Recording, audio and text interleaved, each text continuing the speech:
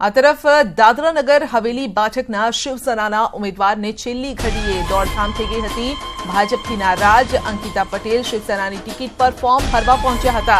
જો કે એફિડેવિટમાં ભૂલ નીકળતા છેલ્લી ઘડીએ અંકિતા પટેલ અને સમર્થકોને ભારે દોડાદોડી કરવી પડી હતી અને એક સમયે એવી પણ ચર્ચા ચાલી રહી હતી કે અંકિતા પટેલનું મેન્ડેટ શિવસેનાએ પાછું લઈ લીધું છે। જો કે અંકિતા પટેલે સ્પષ્ટતા કરી હતી કે હું શિવસેનાના ઉમેદવાર તરીકે જ ચૂંટણી લડી રહી છું।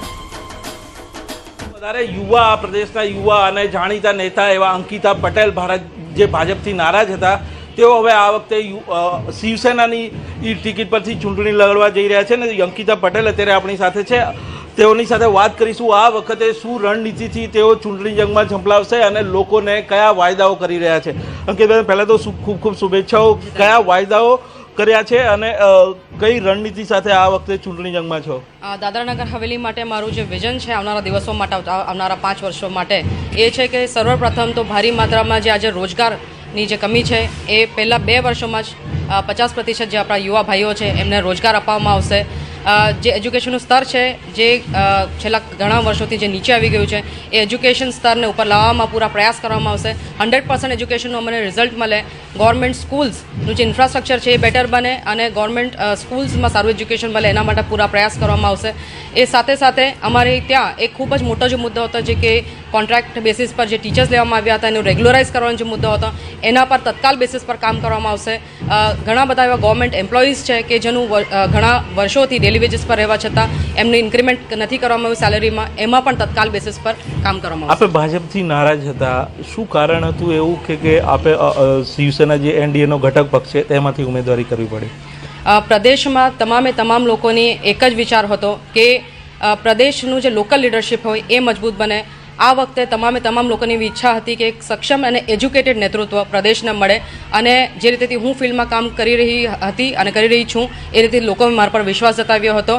એક એજ્યુકેટેડ વિઝન જો પ્રદેશમાં આવશે તો ચોક્કસ ઓવરઓલ ડેવલપમેન્ટ પોસિબલ થશે।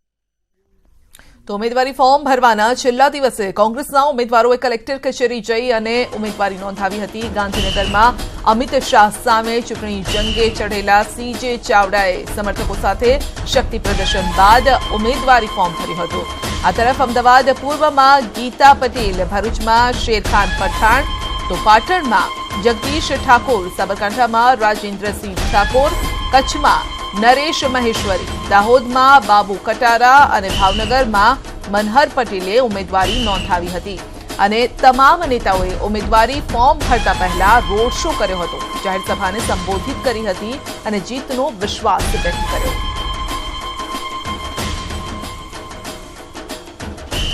તો આ તરફ ગાંધીનગર બેઠક પરથી ભાજપના અમિત શાહ સામે મેદાને ઉતરેલા કોંગ્રેસ ઉમેદવાર CJ ચાવડાએ ભગવાનના આશીર્વાદ લીધા, રેલી યોજી। રેલીમાં ચાવડાના સમર્થકો મોટી સંખ્યામાં ઉપસ્થિત રહ્યા।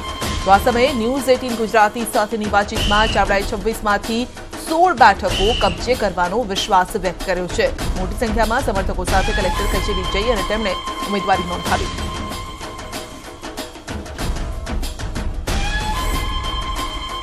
ગાંધીનગર કોંગ્રેસના ઉમેદવાર CJ ચાવડાના સમર્થનમાં હાર્દિક પણ રેલીમાં જોડાયો હતો। કોંગ્રેસના પ્રચારમાં જોડાયેલા હાર્દિકે સરકાર પર પ્રહાર કર્યા અને કહ્યું કે અમિત શાહ મોટી લીડથી હારી રહ્યા છે। ભાજપ સરકારથી કંટાળી ગયેલા મતદારોએ કોંગ્રેસને મત આપવાનું મન બનાવી લીધું છે। લોકસભાના ઉમેદવાર તરીકે CJ ચાવડા ઉમેદવારી પત્ર ભરવાના છે ત્યારે હાર્દિક પટેલ પણ અહીં હાજર છે। હાર્દિકભાઈ, તમે પણ અહીં પ્રચાર અભિયાનમાં જોડાયા છો, કયા મુદ્દાઓના આધારે અહીંયા ગુજરાતમાં કોંગ્રેસ જીતશે? લોકોમાં ખૂબ ઉત્સાહ છે, લોકો કોંગ્રેસ પાર્ટીને વોટ આપવા માટે તૈયાર છે અને હું એવું માનું છું કે ગુજરાતના વડીલો તમામ લોકો કોંગ્રેસને એટલા માટે વોટ આપશે કેમ કે કોંગ્રેસ પાર્ટી જનતાના હિત માટેનું વિચારી રહી છે। હાર્દિકભાઈ, ખાસ કે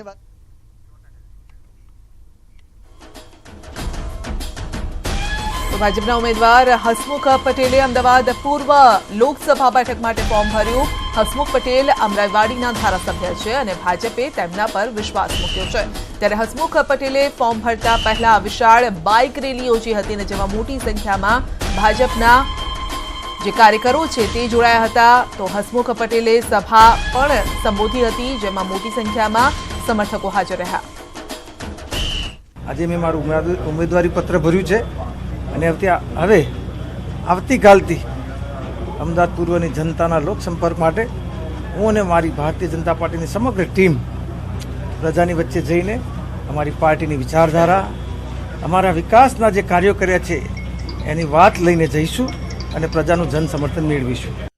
અમદાવાદ લોકસભા બેઠકના સાંસદ પરેશ રાવલ આપણી સાથે છે અને હવે આ બેઠક ઉપર HS પટેલને ટિકિટ આપવામાં આવેલ છે. પરેશભાઈ આજે ફોર્મ ભરાવવા માટે આવેલા છે, તેમની સાથે જ વાત કરીએ. પરેશભાઈ, કેટલો વિશ્વાસ છે HS પટેલનું તમે ફોર્મ ભરાવવા આવેલા છો અને આમ કેટલી જંગી બહુમતીથી જીતશે? HS પટેલ સાહેબ બહુ જ ઉમદા કેન્ડિડેટ છે, બહુ જ સુંદર માણસ છે અને કમિટેડ માણસ છે. મને એમના પર વિશ્વાસ છે, એમના કેરેક્ટર ઉપર વિશ્વાસ છે, BJP પર મને પૂર્ણ વિશ્વાસ છે, મોદી સાહેબની નેતાગીરી ઉપર પણ વિશ્વાસ છે. કારણ કે તમે જોયું હશે, લોકો મોદી સાહેબનું મોઢું જોઈને મત આપતા હોય છે, એનો હું એક જીવતો જાગતો દાખલો છું. એટલે મને એ સંપૂર્ણ વિશ્વાસ છે અને જબરદસ્ત બહુમતીથી જીતશે. મહેસાણાની ઊંઝા વિધાનસભા બેઠક પરથી આશા પટેલે ઉમેદવારી નોંધાવી. ભાજપના ઉમેદવાર તરીકે આશા પટેલે ફોર્મ ભર્યું હતું. ઉલ્લેખનીય છે કે કોંગ્રેસ સાથે છેડો પાડી અને આશા પટેલ તાજેતરમાં જ ભાજપમાં જોડાયા અને અગાઉ તેઓ ઊંઝા વિધાનસભા બેઠક પર કોંગ્રેસના ધારાસભ્ય રહ્યા છે. ચૂંટણીમાં કમળ અહીંયા ખીલવાનું છે અને જંગી બહુમતીથી અહીંયા કમળનો વિજય થવાનો છે અને નરેન્દ્રભાઈના હાથ મજબૂત થવાના છે. એક વર્ગ જે તમારી પસંદગીના કારણે નારાજગી દર્શાવી હતી તેને કઈ રીતે? એ બી મારી સાથે જ છે અને મારા ડમીમાં બી એમનું જ નામ છે. નારાયણ કાકા સાથ સહકાર આપશે? આપશે, મારા વડીલ છે અને એમના આશીર્વાદનું ચોક્કસ લેવા જઈશ. તો ઊંઝા વિધાનસભા બેઠક પર કામુ પટેલે ફોર્મ ભર્યું છે અને કામુ પટેલને કોંગ્રેસે ટિકિટ આપી છે. ઊંઝા વિધાનસભા બેઠક પર NCPમાંથી નટુજી ઠાકોરે ફોર્મ ભર્યું છે. જયંત બોસ્કેની હાજરીમાં તેમણે ઉમેદવારી નોંધાવી. નટુજી ઠાકોર ઊંઝા ઠાકોર સેનાના પ્રમુખ છે. બહુમતીથી જીતવાના છીએ. આજે NCPએ ઠાકોર સમાજ ઉપર ભરોસો કર્યો છે. ઠાકોર સમાજના ભરોસા પર ઠાકોર સમાજ NCPને પૂરા વિશ્વાસથી બહુમતીથી જીતા છે. અમને તમામ સમાજો, ઠાકોર સમાજ હોય, પાટીદાર સમાજ હોય, ચૌધરી સમાજ હોય, રબારી સમાજ હોય, દલિત સમાજ હોય, મુસ્લિમ સમાજ હોય, તમામ સમાજોએ આજે ભાજપની, કોંગ્રેસની આ કૂટનીતિઓથી કંટાળી અને અમને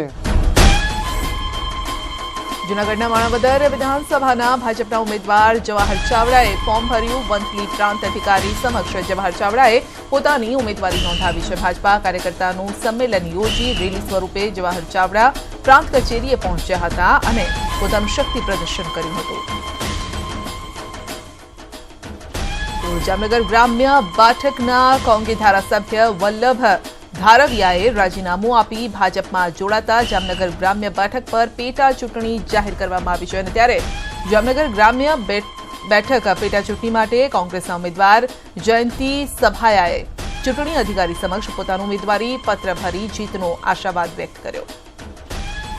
અત્યારે આ પોઝિશનમાં જે બેરોજગારીની વાત છે તો રાહુલ ગાંધીજીએ અમારી પાર્ટી પ્રમુખ અને ઓલ ઇન્ડિયા કમિટીના જે એક નક્કી કરેલું છે કે 74,000 રૂપિયા જે હરેક ફેમિલી મતલબ એક ફેમિલીને જે આપવાના એટલે મહિનાના આપણે 6,000 રૂપિયા થયા. તો આ એક સારો નિર્ણય, ખૂબ સારી પાર્ટીને આગળ વધવા માટે અને સારા કામ માટે. મહેસાણા કોંગ્રેસના લોકસભા બેઠકના ઉમેદવાર AJ પટેલે પણ ફોર્મ ભર્યું હતું.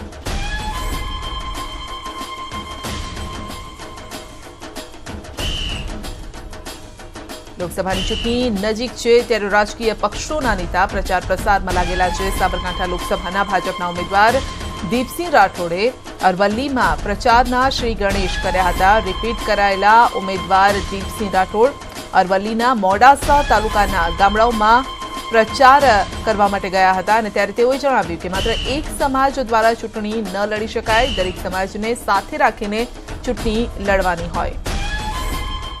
આપણી સાથે દીપસિંહભાઈ જોડાયા છે, એમને પૂછવાનો પ્રયત્ન કરીશું. આપને ફરીથી પાર્ટી દ્વારા રિપીટ કરવામાં આવ્યો છે, કેવો આવકાર મળી રહ્યો છે? આમ તો આવકાર તો સ્વાભાવિક પુષ્કળ સારો મળી રહ્યો છે. આમ સ્વયં પોતે યુવા મતદારો પોતે નરેન્દ્રભાઈ હોય એ પ્રકારનો જુસ્સો અને જોશ દેખાય છે અને આવતા ગઈ વખત કરતાં પણ અતિ જુસ્સાથી જ્યારે લોકો બહાર નીકળી રહ્યા છે ત્યારે કલ્પના પણ ના કરી શકાય એવી એમની તાકાત દેખાય છે. પાટણ લોકસભા બેઠક પરથી કોંગ્રેસના ઉમેદવાર જગદીશ ઠાકોરે ભર્યું ઉમેદવારી પત્ર. અલ્પેશ ઠાકોર, ચંદનજી ઠાકોર, કિરીટ પટેલ સહિતના ધારાસભ્યો સાથે ભર્યું ઉમેદવારી પત્ર. ઉલ્લેખનીય છે કે અલ્પેશ ઠાકોર અને જગદીશ ઠાકોર પ્રથમ વખત પાટણમાં એક સાથે જોવા મળ્યા. તો જામનગર લોકસભા બેઠક પરથી ભાજપના ઉમેદવાર પૂનમ માડમ સામે કોંગ્રેસ પક્ષે કોંગી અગ્રણી મૂળુ કંડોરિયા પર રહીને પસંદગી ઉતારી છે. અને ત્યારે મૂળુ કંડોરિયાએ પોતાનું ઉમેદવારી પત્ર ભરતા પૂર્વે ઓશવાડ સેન્ટર ખાતે પક્ષના નેતાઓની હાજરીમાં જાહેર સભાને સંબોધી.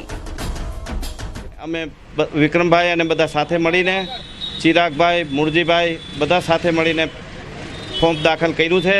અને લોકોનો એટલો બધો ઉત્સાહ છે કે 5 વર્ષમાં સરકારે જે કામ કર્યા છે એના વિરોધમાં લોકો એટલા બધા બહાર આવ્યા છે કે તમને અનુમાન નહીં હોય એટલા મોટા મતથી અમારો વિજય થવાનો છે. ભાવનગરથી કોંગ્રેસે મનહર પટેલને ચૂંટણી મેદાને ઉતાર્યા છે. અને ત્યારે ન્યૂઝ 18 ગુજરાતીની ટીમ મનહર પટેલના ઘરે પહોંચી હતી. ઉમેદવારી ફોર્મ ભરવા જતા પહેલા મનહર પટેલે પાટણા સ્થિત પોતાના ઘરે ભગવાનની પૂજા કરી, અર્ચના કરી અને વડીલોના આશીર્વાદ મેળવ્યા. ગ્રામજનો સાથે વાતચીત કર્યા બાદ તેઓ ચૂંટણી પ્રચારમાં નીકળ્યા હતા. ન્યૂઝ 18 ગુજરાતી સાથેની વાતચીતમાં મનહર પટેલે ભાજપ પર પ્રહાર કરતા કહ્યું કે ભાજપના રાજમાં ભાવનગરનો ક્યારેય વિકાસ નથી થયો. ડાયમંડ ઉદ્યોગ મૃતપાય અવસ્થામાં આવી ગયો છે અને બેરોજગારી વધી ગઈ છે. ભાજપના ઘમંડી નેતૃત્વથી પ્રજા પરેશાન છે અને એટલે જ આ વખતે કોંગ્રેસ સત્તામાં આવશે.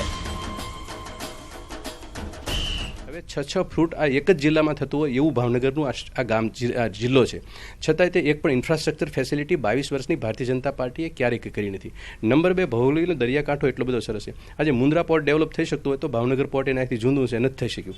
રેલવેની કનેક્ટિવિટી જે આઝાદી સમય હતી ઓછી પાટા નીકળી ગયેલા છે. આ જે ભારતીય જનતા પાર્ટી 22 વર્ષથી જે શાસન કરે છે એના આગેવાનો છે એ મને લાગે છે કે ભાવનગર જવાથી નીકળ્યા પછી ગાંધીનગર પહોંચે ને તો તમામ આગેવાનો છે ને ખાલી કોથળા જેવા છે.